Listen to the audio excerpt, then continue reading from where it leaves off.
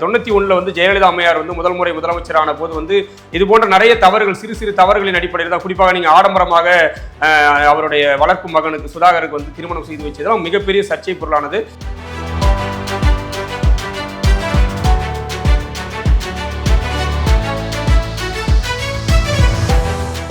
இல்லை, இந்த கட்சி தாவல் தடை சட்டம் என்பது அதிமுக இரு அணிகளில் கண்டிப்பாக சி வி சண்முகம் அணி மீது பாயும் அப்படின்னு ஏற்கனவே பேசியிருந்தோம்.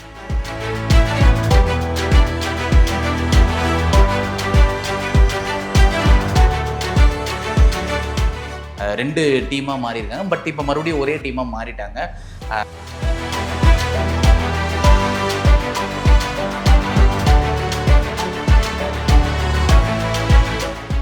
இதில் திராவிட கட்சிகள் தாவேகாவுக்கு ஒரு பெரிய மாற்று கிடையாது. இங்கே மாற்றம் என்ன தேவைன்னா தேர்தல் முறையில் மாற்றம் தேவைப்படுது.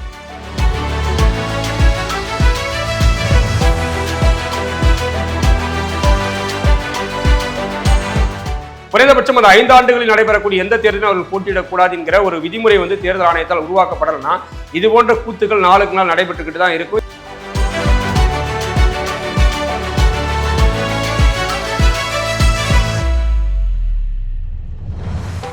இன்னும் ஒருத்தர் என்ன சி வி சண்முகம் அவர்கள் என்ன முடிவும் எடுக்காம இருக்காரு, அதை பத்தி உங்களோட கருத்து?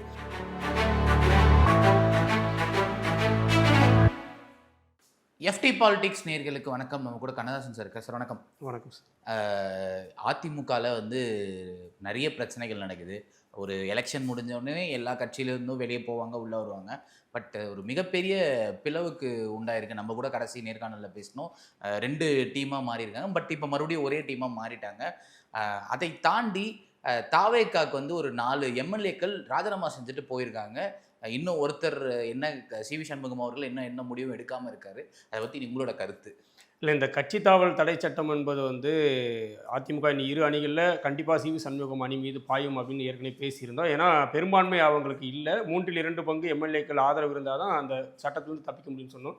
அந்த அச்ச உணர்வு தான் இந்த பிரிந்து போன எம்எல்ஏக்களை மீண்டும் எடப்பாடியை நோக்கி நகர்த்தி இருக்குது. ஏன்னா ஒவ்வொரு நாளுமே முதல்ல கே.சி. வீரமணி முதலாளாக எடப்பாடியார் அணிக்கு வந்தார். அதுக்கு பிறகு இன்றைக்கு தாவேக அமைச்சரவை விரிவாக்கத்தில் இந்த அதிருப்தி எம்எல்ஏக்கள் யாருக்குமே வாய்ப்பு வழங்கப்படாது அப்படிங்கிறது உறுதியானதுக்கு பிறகு அவங்க எதிர்பார்ப்புகள் நிறைவேறலை அப்படிங்கிறதால மீண்டும் எடப்பாடியார் தலைமையிலே வந்திருக்காங்க. இதில் சி வி சண்முகம் போன்றவர்கள் தன்னுடைய சுயமரியாதை காரணமாக மன்னிப்பு கடிதம் கொடுக்க முடியாது அப்படிங்கிறதுல நிலையாக இருக்கிறாங்க. மீதி ஒரு 4 சட்டமன்ற உறுப்பினர்கள் தாவேகா கொடுக்கப்பட்ட சில அசைன்மெண்ட்டுக்கு ஏற்ப அவங்களுடைய பதவியை ராஜினாமா செஞ்சு இணைஞ்சிருக்காங்க. இது ஒன்றும் ஆனால் புதுசும் கிடையாது. இப்போ இதை அதிமுக பேசுவோ திமுக பேசுவோ இவங்களுக்கு தகுதி இருக்கானா கிடையாது. ஏன்னா 2009 காலகட்டத்தில் பார்த்தீங்கன்னா அன்றைக்கு திமுக மைனாரிட்டி ஆட்சியாக இருக்கும்போது அவர்களுக்கான பெரும்பான்மை இல்லாத காலகட்டத்தில் அதிமுக கூட்டணியில் இருந்த மதிமுகவை சேர்ந்த கண்ணப்பன், கம்பம் ராமகிருஷ்ணன் போன்றவர்கள்லாம் தங்களுடைய சட்டமன்ற உறுப்பினர் பதவியை ராஜினாமா செய்து உடனடியாக திமுக இணைஞ்சாங்க. அதில் கம்பம் ராமகிருஷ்ணன் மீண்டும் அதே கம்பம் தொகுதியில் திமுக சார்பில் போட்டிட்டு வெற்றி பெற்றார். அதே போல் அதிமுகவில் இருந்த அனிதா ராதாகிருஷ்ணன் 2009 திருச்செந்தூர் எம்எல்ஏ பதவியை ராஜினாமா பண்ணிட்டு திமுகவுக்கு ஆதரவாக வந்தார். மறுபடியும் அவருக்கு சீட்டு கொடுத்து வெற்றி பெற வச்சாங்க. இதுதான் தேமுதிக அதிமுக கூட்டணியில் இருந்தபோது தேமுதிகவை இப்படி அதிமுக உடைத்து தேமுதிகவின் சட்டமன்ற உறுப்பினர்கள் அதிமுகவுக்கு போனது, பாமகவை சேர்ந்த அணைக்கட்டி கலையரசு உள்ளிட்ட சட்டமன்ற உறுப்பினர்கள் அதிமுகவுக்கு போனதுன்னு இது காலங்காலமாகவே நடந்துகிட்டு இருக்கு. இதில் திராவிட கட்சிகள் தாவேகாவுக்கு ஒரு பெரிய மாற்று கிடையாது. இங்கே மாற்றம் என்ன தேவைன்னா தேர்தல் முறையில் மாற்றம் தேவைப்படுது. மக்களின் வரிப்பணத்தை மக்களின் நம்பிக்கை வீணடிக்கக்கூடிய நபர்கள் மீண்டும் சட்டமன்ற தேர்தலில் போட்டியிடக்கூடாது. குறைந்தபட்சம் அந்த 5 ஆண்டுகளில் நடைபெறக்கூடிய எந்த தேர்தலும் அவர்கள் போட்டியிடக்கூடாது என்கிற ஒரு விதிமுறை தேர்தல் ஆணையத்தால் உருவாக்கப்படலைன்னா இது போன்ற கூத்துக்கள் நாளுக்கு நாள் நடைபெற்றுக்கிட்டு தான் இருக்கும். இந்த போன்ற பேரங்கள் நடைபெற்றுக்கிட்டு தான் இருக்கு, தடுக்கவே முடியாது. இப்போ இன்னொரு கேள்வியாக கேட்கணும்னு நினச்சேன்னா, ஓகே நீங்கள் போய் இன்னொரு கட்சியில் சேருங்க, உங்களோட ரெசிக்னேஷனை கொடுக்கறது எல்லாருமே செய்கிற ஒரு விஷயம் தான். ஆனால் அதாவது தலைமை செயலகத்திலேயே கீழே ராஜினாமா கடிதம் கொடுத்துட்டு மேலே போய் கட்சியில் இணையறது அதை எப்படி எடுத்துக்கிறது? இல்லை, அதுதான் இந்த ஆட்சியில் மிகப்பெரிய ஒரு பிரச்சனையாக பார்க்குறது. தலைமைச் செயலகம் கட்சி அலுவலகமாக மாறிடுச்சு அப்படிங்கிறது. எம்எல்ஏக்கள் மட்டும் கிடையாது, சமீபத்தில் ஒரு விடயம் என்னன்னா மாற்றுக் கட்சிகளை சேர்ந்த நிர்வாகிகள் கூட தலைமைச் செயலகத்தில் இணைஞ்ச ஒரு படங்கள்லாம் வந்தது. இதெல்லாம் கட்டாயமாக இந்த ஆட்சியாளர்கள் மாற்ற வேண்டும். ஏன்னா இதை மக்கள்கிட்ட ஒரு பெரிய எதிர்ப்பு அலையை உருவாக்கும். இதை எதிர்கட்சிகள் சரியாக கையாளும் போது அவர்கள் மீது நம்பிக்கை வைத்த மக்களுக்கு இது ஒரு பெரிய ஏமாற்றத்தை தரக்கூடிய விஷயம் மாறும். அதனால இதையெல்லாம் ஒரு புதிதாக ஆட்சிக்கு வந்திருக்காங்க, இவங்களுக்கு என்ன செய்யணும் தெரியல, நிர்வாக புரிதல் இல்லாதவர்களாக இருக்கிறாங்க. அதனால இதையெல்லாம் அவர்கள் சரி செய்து கொள்ள வேண்டும் அப்படிங்கிற ஒரு கோரிக்கை தான் வைக்கிறேன். ஏன்னா பெரும்பான்மை மக்களின் நம்பிக்கையின் அடிப்படையில் நீங்கள் ஆட்சிக்கு வந்திருக்கும் போது இது போன்ற சின்ன சின்ன விஷயங்களில் வந்து மக்களின் அதிருப்தி. ஏன்னா இங்கே 91 வந்து ஜெயலலிதா அம்மையார் வந்து முதல் முறை முதலமைச்சரான போது வந்து இது போன்ற நிறைய தவறுகள், சிறு சிறு தவறுகளின் அடிப்படையில் தான், குறிப்பாக நீங்கள் ஆடம்பரமாக அவருடைய வளர்ப்பு மகனுக்கு சுதாகருக்கு வந்து திருமணம் செய்து வச்சதெல்லாம் மிகப்பெரிய சர்ச்சை பொருளானது. அதுக்கு பிறகு 96 அவரே போட்டியிட்ட தொகுதியில் தோல்வி அடைஞ்சார். அதிமுக படுதோல்வி அடைந்த வரலாறு இருக்கு. அதனால வந்து இந்த வரலாறுகளை எல்லாம் தாவேகா வந்து தன்னுடைய கருத்தில் எடுத்துக்கொண்டு இந்த மாதிரியான சிறு சிறு பிரச்சனைகளை வந்து மிக நுட்பமாக கையாள வேண்டும் அப்படிங்கிற ஒரு கோரிக்கையை நம்ம முன்வைக்கிறோம்.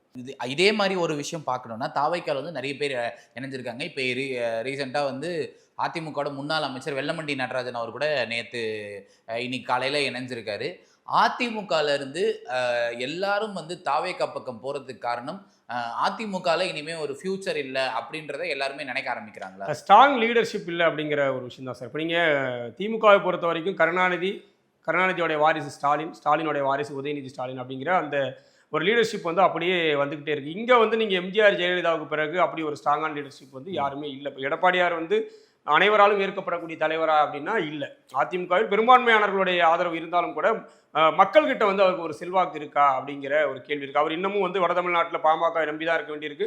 கொங்கு மண்டலத்தில் அவருடைய சமூகம் சார்ந்த வாக்குகள், இதை தாண்டி தென் மாவட்டங்களில் அதிமுக மிகப்பெரிய தோல்வி அடைஞ்சிருக்குங்கிறத மறுக்கவே முடியாது. அதனால வந்து அதிமுகவின் தலைமைத்துவ வெற்றிடம் தான் வந்து அதிமுகவினர் வந்து மாற்றுக் கட்சியை நோக்கி நகர்த்து செல்லுது. அது திமுகவில் போக முடியாத பலருக்கு வந்து இன்னைக்கு ஆளும் கட்சி நோக்கி தானே எல்லாருமே போவாங்க. ஏன்னா இப்போ நீங்கள் போனீங்கன்னா வாரியம் கிடைக்கும், ஏதோ ஒரு அரசு ஆதாயங்கள் வந்து இந்த ஆட்சியில் நீங்கள் அனுபவிச்சுக்க முடியும். மீண்டும் அவங்க இதில் நிலைப்பாங்க அப்படின்லாம் அவங்க சொல்ல முடியாது. அவங்க அடுத்த காலங்களில் வேற ஒரு கட்சியை நோக்கி நகர முடியும். ஆனால் இப்போ இந்த 5 ஆண்டுகள் அவங்க வந்து தங்களுக்கான ஆதாயங்களை நிறைவேற்றிக் கொள்வதற்கு இந்த ஆளுங்கட்சி தான் தேவையாக இருக்குது. அதனால இந்த முடிவுகளை அவங்க பண்ணி சிஎம் விஜய் அவர்கள் வந்து இதுக்கு போயிருந்தார், டெல்லி போயிருந்தாரு. அங்கே வந்து அவரோட அதாவது என்னென்ன ஷெடியூல் சொல்லியிருந்தாங்கன்னா இவரை சந்திக்கிறாரு, மோடி அவர்களை சந்திக்கிறாரு, அதுக்கப்புறம் நிதியமைச்சரை சந்திக்கிறாரு, தமிழ்நாட்டுக்கான இதெல்லாம் பேசினாங்கன்னா அது தாண்டி ராகுல் காந்தி இவங்களெல்லாம் சந்திக்கிறதா இருந்தது அப்படின்னு சொல்லப்பட்டது. இப்போ அதையெல்லாம் கேன்சல் பண்ணிட்டு அவர் வந்துட்டாரு. இது என்ன நடந்திருக்கு? இல்லை தெரியல, இதில் என்ன அழுத்தங்கள் அவருக்கு கொடுக்கப்பட்டிருக்கு. ஏன்னா ஒரு கூட்டணி கட்சி இன்றைக்கு அமைச்சரவையில் வந்து காங்கிரஸ் இடம்பெற்றிருக்கு. அந்த அடிப்படையில் வந்து அவர்களுக்கு ஏற்கனவே அங்கே வரவேற்புகள் ஏற்பாடு செய்யப்பட்டதாக சொல்லப்படுது. திடீரென ரத்து செய்யப்பட்டதாக இருக்குது. அது அவருடைய பயணத்தில் ஏற்பட்ட குளறுபடியா அல்லது வேறு ஏதும் புற அழுத்தங்களா அப்படிங்கிறத வந்து நம்ம சொல்ல முடியலை. ஏன்னா இப்போ தான் ஆட்சிக்கு வந்திருக்கிறாங்க. அவங்களுக்கு இன்னும் சொல்லப்போனால் இந்த ஆட்சியை வந்து எப்படி வேணாலும் கவிழ்க்க முடியும். ஏன்னா இது ஒரு மைனாரிட்டி ஆட்சியாக தான் இன்றைக்கு வரைக்கும். ஒருவேளை ராஜினாமா செய்த சட்டமன்ற தொகுதிகளில் வந்து போட்டிட்டு வெற்றி பெறும்போது அதுக்கான கொஞ்சம் பெரும்பான்மை பெறுவதற்கான வாய்ப்பு இருக்குது. அதற்குள்ளாக வந்து அந்த ஆட்சியை தக்க வைத்துக் கொள்வதற்காக சில சமரசங்களை எல்லாரும் செய்கிறது தான். இது நீங்கள் வந்து திமுகவும் இதை தான் செய்யும், அதிமுகவும் இதை தான் செய்திருக்கிறது. அதனால் வந்து இன்னைக்கு நீங்கள் பெருசாக வந்து அவர் மோடிக்கு பயந்துட்டாரு, பாஜக பயந்துட்டான்றதை விட தனக்கு கிடைச்சிருக்கக்கூடிய அந்த அதிகாரத்தை எப்படி தக்க வைத்துக் கொள்ள முடியும் அப்படிங்கிறதான் எல்லா தலைவர்களும் பார்ப்பாங்க. அது போன்ற ஒரு ராஜதந்திர முடிவாக விஜய் எடுத்திருக்காருன்னு தெரியல. அது அந்த கட்சி தான் அதுக்கான விளக்கம் கொடுக்கணும். இப்போ காங்கிரஸ் வந்து நீங்க ஏற்கனவே வந்து கேரளா இதுக்கு வந்து இவர் போகிறாரு, பதவியேற்புக்கு இவர் போறதா இருந்தது, அதுக்கும் வந்து தவிர்த்துட்டாரு. இப்போ வந்து பார்க்காம வந்திருக்காரு. காங்கிரஸை வந்து இவருமே வந்து இல்லை காங்கிரஸோட சேர்ந்திருக்க வேண்டாம் அப்படின்ற ஒரு மனநிலையில் இருக்காரா? உண்மையாகவே காங்கிரஸை வந்து விஜய் தூக்கி எறிந்தால் இன்னும் பெரும்பான்மையான மக்களுடைய ஆதரவு விஜய் பெற முடியும். ஏன்னா தமிழ்நாட்டில் வெகு மக்களால் வெறுக்கப்பட்ட ஒரு கட்சி காங்கிரஸ். குறிப்பாக எங்களை போன்ற தமிழ் உணர்வாளர்கள் பெரிய அளவில் வந்து வெறுக்கக்கூடிய ஒரு கட்சியாக தான் இன்றைக்கு காங்கிரஸ் இருக்குது. இன்றைக்கு தமிழக வெற்றி கழகத்துடைய கூட்டணியில் இருக்கக்கூடிய ஒரே அருவருக்கத்தக்க கட்சி வந்து காங்கிரஸ் மட்டும்தான். நீங்கள் வந்து விடுதலை சிறுத்தைகளோ கம்யூனிஸ்டுகள் மீதோ நமக்கு எந்த விதமான ஒரு கருத்து முரணும் கிடையாது. அவர்கள் வந்து குறைந்தபட்ச வெகுஜன மக்கள் போராட்டங்களில் தங்களை ஈடுபடுத்திட்டு இருப்பாங்க. நீங்கள் இந்த 5 ஆண்டுகளில் காங்கிரஸை பார்த்தீங்கன்னா தேர்தலுக்கு முன்னாடி தேர்தலுக்கு பின்னாடின்ற வேலை திட்டங்களை பார்த்தீங்கன்னா தேர்தல் நேரத்தில் மட்டும்தான் வேலை செய்வாங்க. ஆனால் நீங்கள் மற்ற கம்யூனிஸ்டுகள் போன்ற அமைப்புகள் எல்லாம் வந்து வெகுஜன போராட்டங்களில் தங்களை வந்து ஈடுபடுத்தக்கூடிய கட்சிகள். அதனால் அவர்கள் மீது பெரிய விமர்சனங்கள் கிடையாது. ஆனால் காங்கிரஸை தூக்கி சுமப்பது என்பது விஜய்க்கு வந்து தேவையில்லாத ஒரு பாரம் தான். ஏன்னா இந்தியா முழுக்க துணை தெரியப்பட்டிருக்கு. இன்னைக்கு தெலுங்கானா, கேரளா போன்ற 2 மாநிலங்களில் தான் எனக்கு தெரிந்த ஆட்சி அதிகாரத்தை வந்து மீண்டும் கையில் வச்சிருக்காங்க. மற்ற எல்லா இடங்களையும் துணை தெரிவிக்கப்பட்டிருக்க காங்கிரஸை மீண்டும் தூக்கி சுமக்க வேண்டிய தேவை விஜய் கிடையாது. ஏன்னா விஜய்க்கு வந்து வெகு மக்கள் ஆதரவு இருக்கிறது. காங்கிரஸ் இல்லாமல் விஜய் ஜெயிக்க முடியும் என்கிற ஒரு நிலை இன்றைக்கு தமிழ்நாட்டில் இருக்குது. ஒருவேளை இடைத்தேர்தல் வந்தால் விஜய் கட்சி சார்பில் யார் நிறுத்தப்பட்டாலும் அவர்கள் தான் வெற்றி பெறுவாங்க. ஏன்னா அந்த அளவுக்கான அலை இப்போ இருந்துகிட்டு தான் இருக்கு. அதனால காங்கிரஸை அவர்கள் தூக்கி சுமப்பது மூலமாக அவர்கள் கூடுதலான தொகுதி தரணும். இப்போ நாடாளுமன்ற தேர்தலில் குறைந்தபட்சம் ஒரு 10 எம்பிக்களை கொடுங்கன்னு கேட்கும்போது அந்த தமிழக வெற்றி கழகத்தின் உண்மையான தொண்டர்களுக்கான அந்த 10 இடங்கள் பறிபோகுது. இதையெல்லாம் விஜய் வந்து கவனத்தில் கொள்ள வேண்டும். காங்கிரஸை அவர் தூக்கி எறிவதன் மூலமாக மீண்டும் வந்து ஒரு புனிதமான ஆட்சியை அவர் உருவாக்க முடியும். இப்போ காங்கிரஸ் போன்ற ஏற்கனவே ஊழலில் திரைத்த மத்திய அமைச்சரவையில் அவர்கள் எல்லாமே செய்த ஊழல்கள் வந்து மக்கள்கிட்ட தெரியாமல் இல்லை, ஆட்சியில் இருந்தவர்கள். அவர்களை மீண்டும் தூக்கி சுமக்க வேண்டிய தேவை தமிழக வெற்றி கழகத்துக்கு இல்லை அப்படிங்கிறத நாங்களும் சொல்கிறோம். அதை வந்து விஜய் அவர்கள் கவனத்தில் கொள்ள வேண்டும். கடைசியா ஒரு கேள்வி கேட்கணும்னு நினைச்சேன்.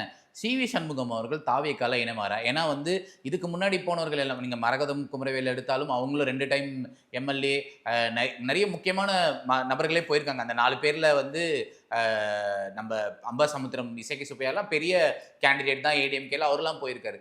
சிவி சண்முகம் மாதிரி ஒரு பெரிய தலைவர் போய் அங்க இணையறதுக்கான வாய்ப்புகள் இருக்கா? இல்லை, அவரோட சமரச பேச்சுவார்த்தைகள் நடத்திக்கிட்டு இருக்காங்க. அதுக்கான எல்லாமே தோல்வி அடைஞ்சிருச்சு அப்படின்ற மாதிரி இல்லை, அவர் மீண்டும் தாவேக்காவில் போனால் அவருக்கான அரசியல் வாழ்க்கை வந்து இருக்குமா அப்படிங்கிற கேள்வி இருக்கு. ஏன்னா நீங்க வந்து அவர் வந்து அதிமுகவில் ஒரு மிகப்பெரிய சக்தி. நீங்க அதிமுகவில் இருந்து அந்த அதிமுக தீர்மானிக்கக்கூடிய நபராக தான் சிவி சண்முகம் இருந்தார். அதுவும் ஜெயலலிதா மறைவுக்கு பிறகு அதிமுக அணிகள் பிளவின் போதெல்லாம் அதிகப்படியான அதிமுகவை வந்து கையில் வைத்துக் கொண்டிருந்த ஒரு நபர். ஏன்னா நாடாளுமன்றத்திலும் சரி, நீங்க வந்து உச்சநீதிமன்றத்தில் வந்து கட்சி சார்ந்த வழக்குகளை கையாளக்கூடிய மிக முக்கியமான நபராக சிவி சண்முகம் இருந்தார். அது வந்து வெளிப்படையாக எல்லாருக்குமே தெரியும். நீங்க என்னதான் எடப்பாடியார் வந்து அதிமுகவின் பொதுச் செயலாளர் இருந்தாலும் அதை வந்து இயக்கக்கூடிய சக்திகளில் ஒருத்தர் சிவி சண்முகம். அதனால அவர் வந்து மீண்டும் அதிமுகவில் தன்னுடைய அதிகாரத்தை தக்க வைத்துக் கொள்ள முயற்சி செய்வாரா? தாவேகா போனால் அவருக்கான எதிர்காலம் என்னவா இருக்குன்ற ஒரு கேள்விக்குறி இருக்கு. இன்னைக்கு வந்து தாவேகா போன்ற கட்சிகள் அவர் வந்து அங்கீகரிக்க அந்த இடத்த அவர் கொடுக்குமான்ற கேள்வி இருக்கு. இன்னைக்கு விழுப்புரம் மாவட்டத்தில் தாவேகா எங்கேயும் வெற்றி பெறல. விழுப்புரம் வெற்றி பெறல. நீங்க கள்ளக்குறிச்சியில ஒரு இடத்த வெற்றி பெற்றிருக்காங்க, விழுப்புரத்தில் முழுக்க எங்கேயும் வெற்றி பெறல. அதனால வந்து ஒரு குறிப்பாக வட தமிழ்நாட்டை சேர்ந்த இப்போ இன்னைக்கு வன்னிய இளைஞர்களிடையே ஒரு அலை வந்து சிவி சண்முகத்துக்கு இருக்கு. ஏன்னா அவர் வந்து நீங்க எடப்பாடியார் ஆட்சியில் வந்து 10.5 விழுக்காடு அந்த இடஒதுக்கீடுக்காக அதிகமாக அழுத்தம் கொடுத்த நபர் அப்படிங்கிற ஒரு பார்வை இருக்கு.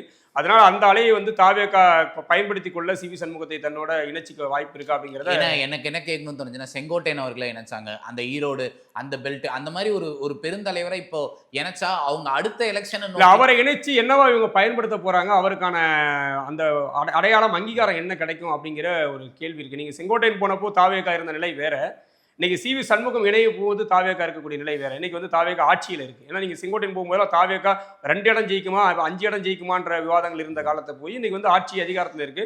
இப்ப சண்முகத்திற்கான உரிய அங்கீகாரம் வந்து தாவேகா கொடுக்குமா அப்படிங்கிறத பொறுத்து தான் அவருடைய முடிவுகள் இருக்கும் அப்படின்னு நினைக்கிறேன். எனக்கு தெரிஞ்சு அவசரப்பட்டு இப்போ எந்த முடிவும் எடுக்க மாட்டார் அப்படின்னு நான் நினைக்கிறேன். ஏன்னா ஒரு ஒரு எண்டுக்கு போயிட்டு இருக்கோ, இது வந்து டுவர்ட்ஸ் எண்ட். ஒரு இப்போ அதிமுகலேருந்து ஏற்கனவே 4 எம்எல்ஏக்கள் வந்து மாறிட்டாங்க, இவரும் மாறிட்டார் அப்படின்னா எல்லாரும் சொல்ற மாதிரி தாவேக்கா வந்து இப்படி ஒரு விஷயத்த பண்ணியிருக்க வேண்டாம். பட் நீங்க சொன்ன எல்லாரும் சொல்ற மாதிரி எல்லா கட்சியிலும் நடந்ததா, முன்னாடி நிறைய கட்சியில இருந்தவங்கள அப்படியே திமுகவும் அதிமுகவும் மாறி இது பண்ணியிருக்காங்க. இதுவும் வந்து பெரிய இதுவா இருக்க போறதுல பார்ப்போம் என்ன நடக்குதுன்னு சொல்லிட்டு. கண்டிப்பா. நன்றி. நன்றி.